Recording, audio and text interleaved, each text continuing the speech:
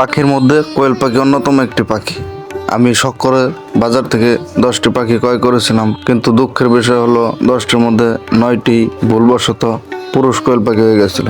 আর পুরুষ কোয়েল পাখি কখনো ডিম দেয় না।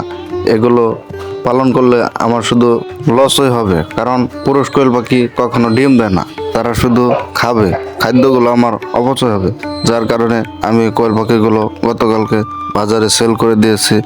আর পুরুষ কোয়েল পাখিগুলো এত পরিমাণ ডাকাডাকি করে যে আমি রুমের ভিতর পালন করি, পাখিগুলো অনেক ডাকাডাকির কারণে ঘুমের অনেক ব্যাঘাত ঘটে।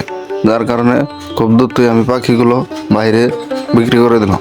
যারা আমার মতো নতুন শখ করে কোয়েল পাখি কিনে পালন করতে যাচ্ছেন, তারা অবশ্যই ব্যবসায়ীদের সাথে ভালোভাবে কথা বলে নেবেন যে আমি ডিম পাড়ার জন্য কোয়েল পাখি নিতে চাই।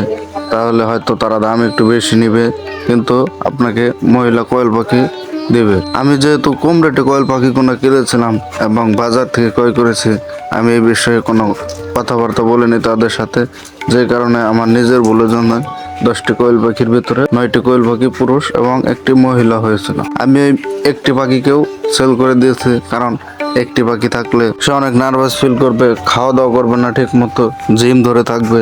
যার কারণে আমি একটি পাখি সহ সেল করে দিলাম। আপনারা যদি কোয়েল পাখি পালন করতে চান, তাহলে অবশ্যই একটি বিষয় মাথায় রাখবেন। কোয়েল পাখির ডিম যদি আপনাদের এলাকায় 2.5 টাকার নিচে হয়, মানে 2 টাকা 50 পয়সার নিচে হয়, তাহলে কিন্তু আপনি কোয়েল পাখি পালন করে লাভ করতে পারবেন না। আর যদি ডিমের রেট 2 টাকা 80 পয়সা থেকে 3 টাকা বা এর উপরে হয়, তাহলে আপনারা কোয়েল পাখির ডিম থেকে লাভ করতে পারবেন। আমি 10টি পাখি ক্রয় করেছিলাম 40 টাকা করে, 400 টাকা এবং কি 300 টাকার খাদ্য খেয়েছে, আর 50 টাকার ওষুধ কিনেছিলাম। কেনার পরে আমি পাখিগুলো 60 টাকা করে বিক্রি করে দিলাম, কারণ তারা এত পরিমাণ ডাকাডাকি করে যে ঘুমানো ইম্পসিবল হয়ে যাচ্ছে। কোনোভাবেই আমার পক্ষে পাখিগুলো রাখা সম্ভব হলো না। খাদ্য লোকসান প্লাস ঘুমের ঘাটতি, যার কারণে সব মিলিয়ে আমি পাখিগুলোকে ছেড়ে দিলাম। অবশেষে আমি কিন্তু আবারও নতুন করে পাখি উঠাবো ঈদের পর, ইনশাল্লাহ, আল্লাহ যদি আমাকে বাঁচিয়ে রাখে।